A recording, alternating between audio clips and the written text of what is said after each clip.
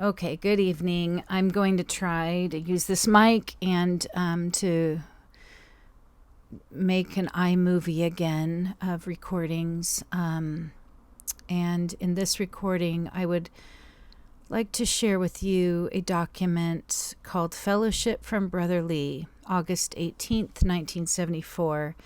And I may also in this video read to you some files in the website recoveringgrace.org, specifically under a category Silencing the Lambs, which has several sub-articles or several articles within it. Silencing the Lambs has the articles Taking Up Offenses, Discrediting the Truth, Twisting Matthew 18, The Shadow of God's Anointed, and Speaking Up Late in the Day. There also are other files such as sexual misconduct, abuse of authority. Anyway, so much here, but many parallels between Bill Gothard, his teachings, and Witness Lee and Watchman Nee, as well as reports of sexual misconduct in Watchman Nee's case by Watchman Nee himself, in Witness Lee's case by his sons, and conduct that was covered up. And amidst that type of pattern of allegations is when this paper that I'm reading from comes from, August 18th, 1974. So 1. From the past experiences in the Lord's recovery, we know the subtlety of the enemy. So from now on, all the churches must close the back door as well as the side door to all talk. No church should take any word, news, rumors, or gossip which come in through the back or side doors. Unnecessary talk must be stopped, and our listening must also stop. This means that anything for fellowship should come in through the front door in a proper way. If it does not come in an open way if it does not come in an open way through the front door, do not accept it. Here I would make a little joke. It is best for all the leading brothers to sign a statement to this effect. I don't think that was a joke. Number 2, all the churches must have the mutual confidence in one another. Each church must try their best not to offend other churches, and even more, they must try their best not to be offended by any other church. Whatever other churches do, you should never be offended. We must fully trust the other churches, always believing in them. Always have this: love believes all things. Love puts the best construction on everything. Okay, I'll comment on each of these after. 3, never compete with others. Never think that, quote, my local church will be the model. In fact, make all the other churches the model to follow, not yours. Let all the churches build up the other churches. Always be happy to see and know that the other churches are growing and increasing, because that is the Lord growing and increasing. Number 4, we must consider that we have been raised up by the Lord to have the real testimony of his body. We are all for the Lord's one body on the whole earth, so we should not consider ourselves as separate testimonies, but all the churches throughout the whole earth are one testimony. We hate any kind of organization with a Rome, that is, with centralized control, but we love the proper fellowship of the body universally with either a Jerusalem or an Antioch. We do not agree with any kind of movement. We need the experience of the enjoyment of life building us up together. We are only for the growth and expression of the body. We hate any kind of control other than life, but we do appreciate the balance from any part of the body. Let all the other churches balance us. Yet we do not try to balance any other church.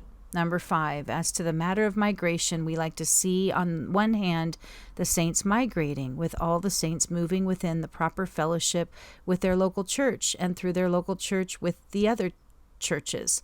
We appreciate this kind of fellowship, but on the other hand, we do not like to see any kind of control. All the saints should have the freedom to move to any place as they feel led of the Lord. If they do not fellowship, that is up to them. No church or churches should condemn them.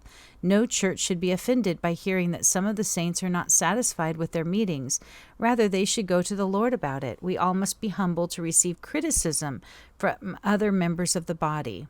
6, all the churches need to receive grace to build up all other churches in the Lord's recovery, not just be occupied with the building up of their own local church. There is more enjoyment in building up the other local churches. 7, O brothers, only the experiences of the Lord as life can fulfill the Lord's recovery and purpose. None of our work or activities, but only life can fulfill the Lord's purpose. Okay, so I would just like to make a comment on each of these. Okay, so just looking, oops, I'm going to plug in this microphone. Hopefully that is helpful.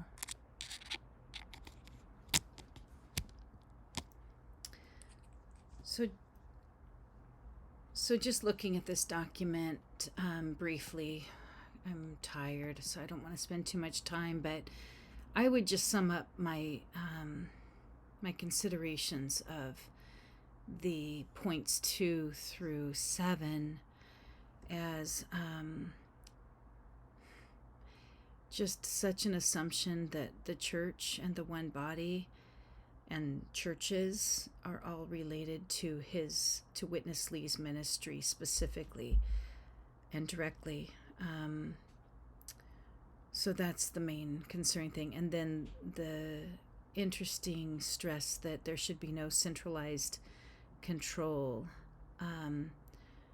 We should have proper fellowship of the body universally with either a Jerusalem or an Antioch. We should love the proper fellowship of the body universally. But again, the body is all believers. All believers, not necessarily those who subscribe to one person's ministry, but all believers. There should be fellowship. And I feel like that isn't practiced, or I know that's not practiced in that group, followers of Witness Lee. And then just no centralized control. Wonderful. Then it says that, saints can move. It's just up to them. They have freedom. If they don't fellowship, that's up to them. But I know that there was quite a bit of speaking that was other than that around time of migration, and I was very, very saddened to hear from my mom that around the time that I was assaulted by Philip Lee, my dad got a time with Witness Lee, and Witness Lee asked my dad, why did you even move to Anaheim? Or why did you move to Anaheim? Why didn't you stay in Texas? Which they had been in Seattle more recently than Texas. But anyway, they had tried to move to Texas at one point, and they had met one another. My parents had met at Berean Bible Institute in Dallas many years before. But anyway, that's what my mom said. My dad came home and said, Brother Lee asked him, why did you move to Anaheim? Why didn't you just stay in Texas? So questioning somebody, it says all the saints should have freedom to move to any places they feel led of the Lord. Anyway. Okay, but I want to stress number 1. So let me just read number 1 one more time. From the past experiences in the Lord's recovery, we know the subtlety of the enemy. So from now on, all the churches must close the back door as well as the side door to all talk. No church should take any word, news, rumors, or gossip which come through the back or side doors.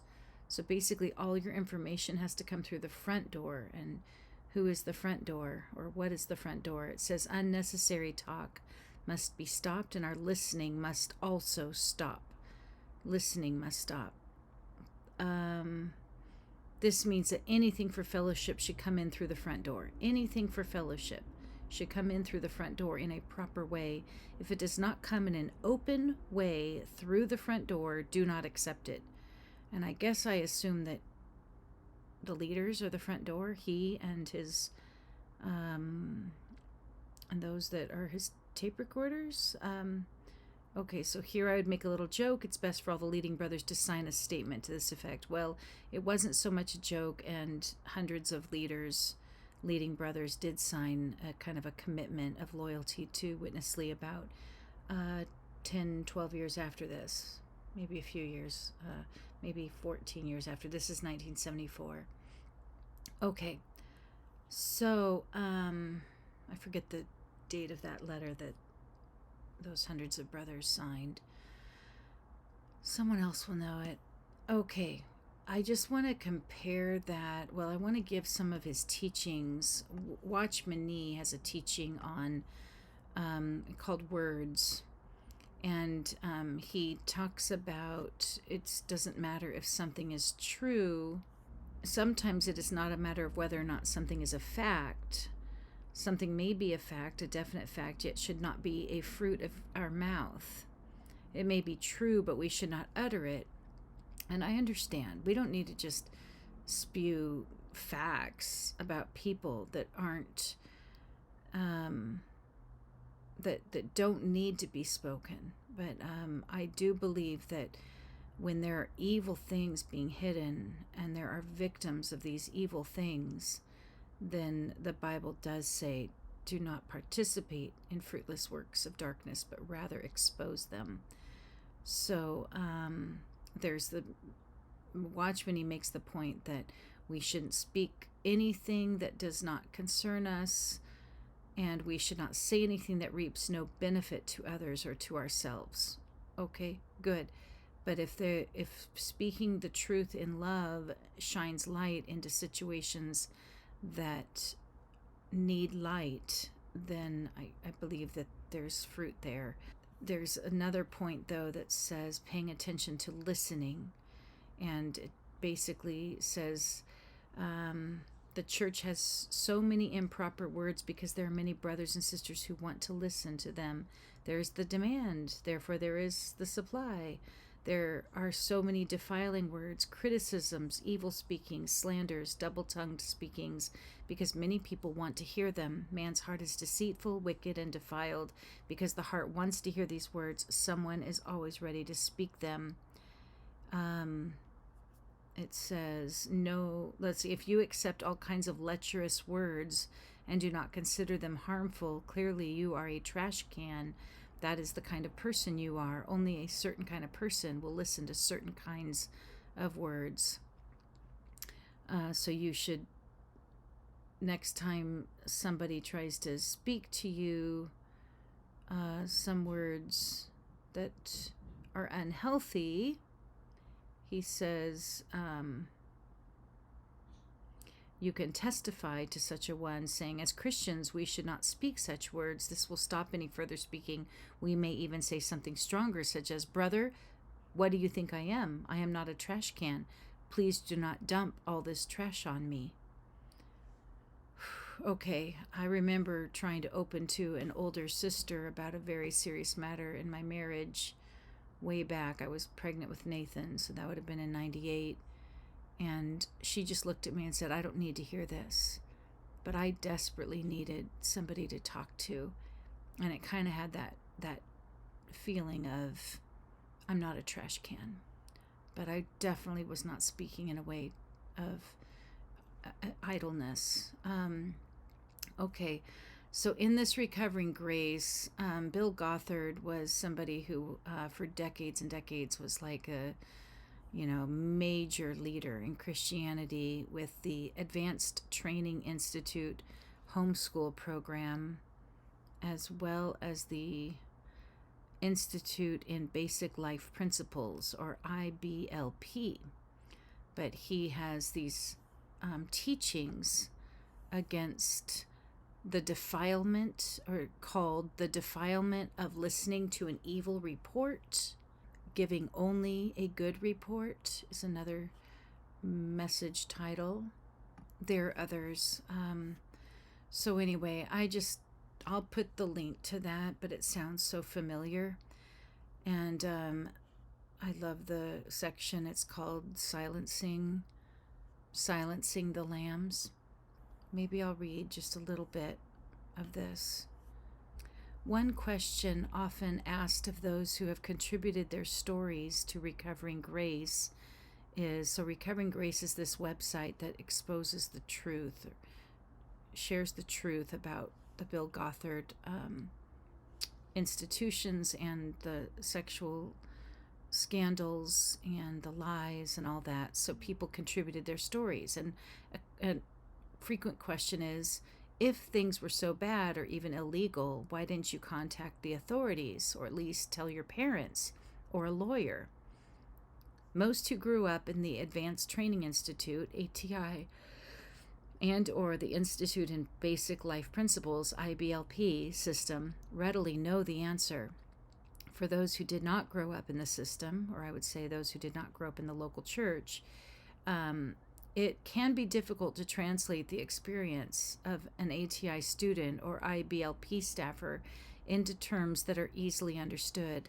There is a significant cultural more that is seemingly designed to curb gossip. There's a significant cultural more that is seemingly designed to curb gossip, but functionally serves to silence. The booklet, How to Guard Against the Defilement of Listening to an Evil Report, is but one of several resources effectively used to manipulate well-meaning folks to simply ignore and pray rather than to speak up. Okay, so there's that booklet, How to Guard Against the Defilement of Listening to an Evil Report.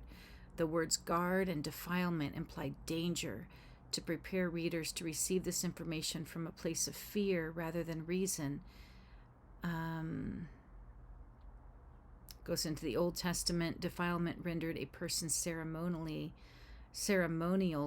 unfit, and the person could not worship God after a ceremonial cleansing. So right there, the reader is made doubly afraid. Not only is danger lurking, but if they fail to heed the warnings in the booklet, they will be defiled and out of fellowship with God until they do something to be cleansed.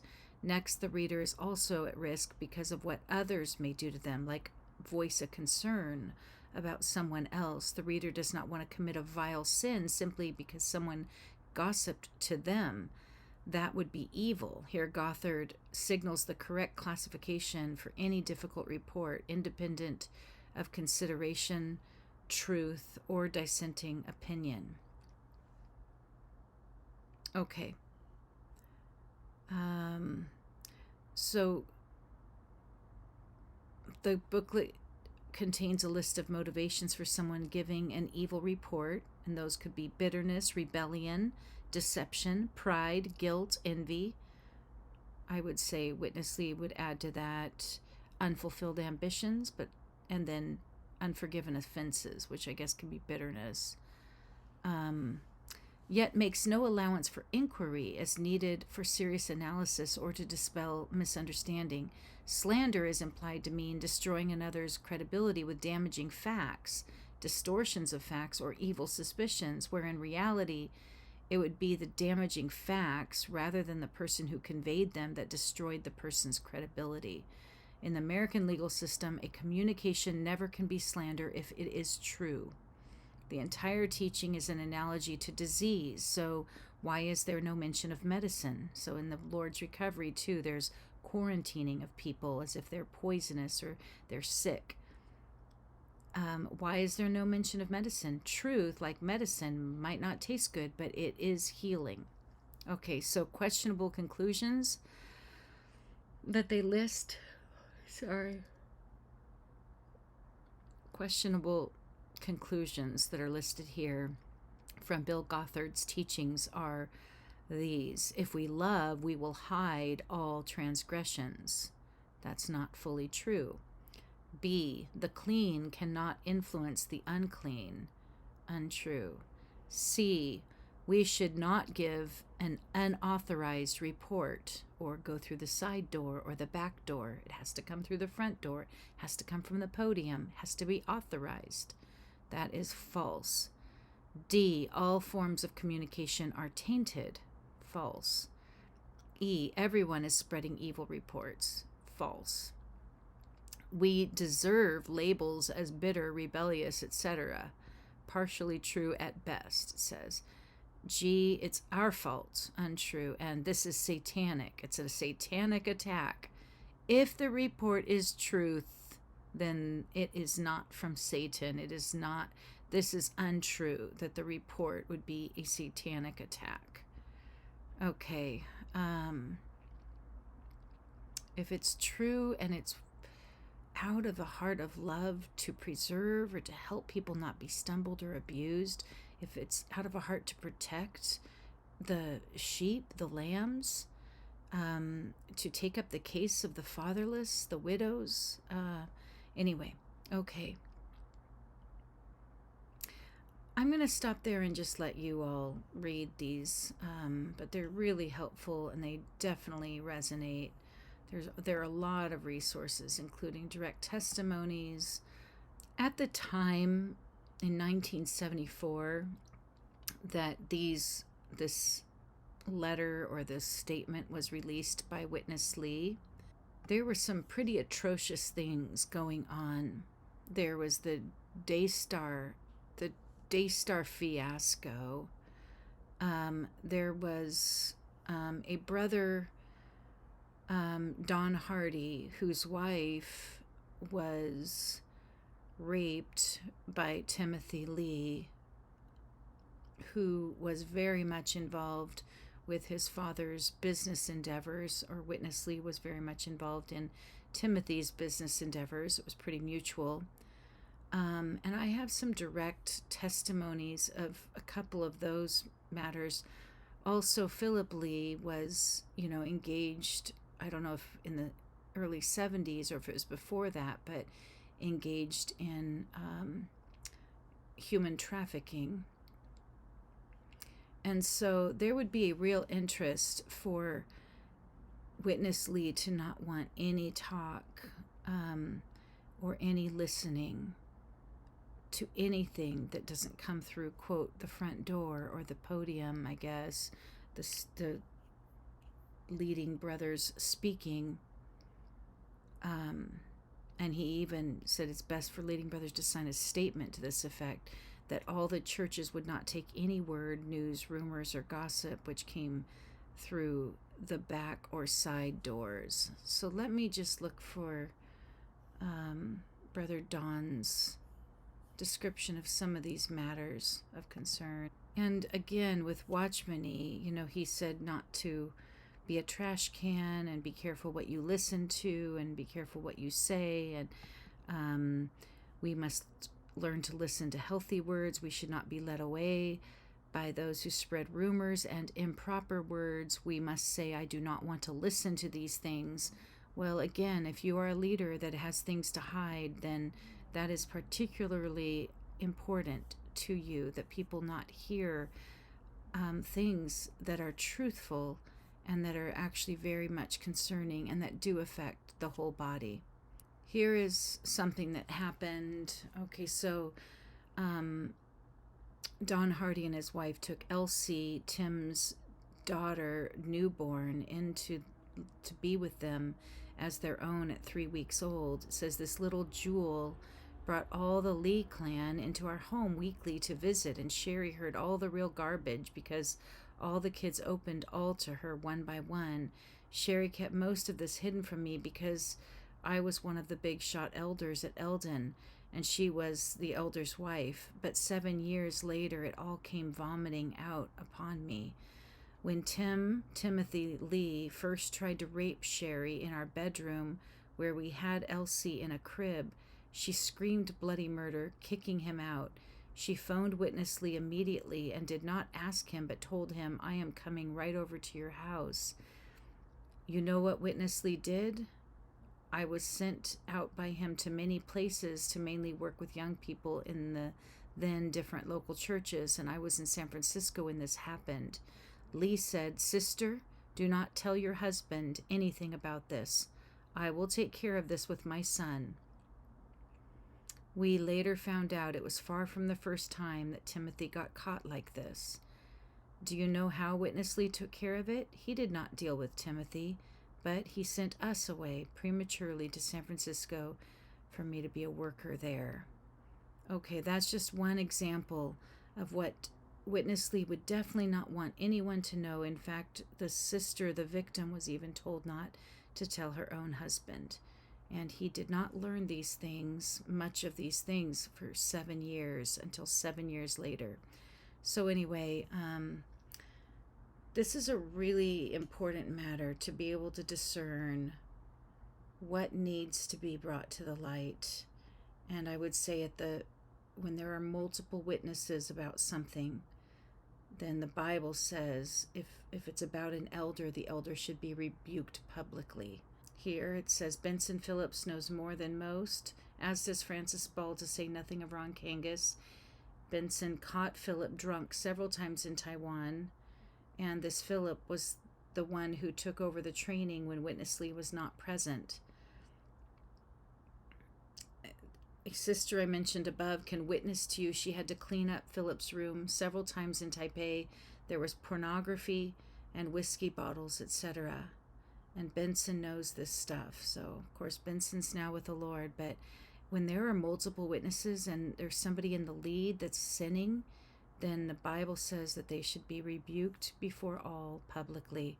Not that we should hear nothing, see nothing, speak nothing, because then things just keep going on that aren't dealt with and that have a wake of destruction. There's a lot here in this letter, and I have read Don Hardy's, much of Don Hardy's writing before, but I just want to give the context of Witness Lee saying that we should not hear any word, news, rumors, or gossip which comes in through the back or side doors. Unnecessary talk must be stopped, and our listening must also stop. Oh, another matter that was taking place is the situation with Daystar. Anyway, there were a lot of things, and Don Hardy is one of the ones who knows firsthand about much of these matters.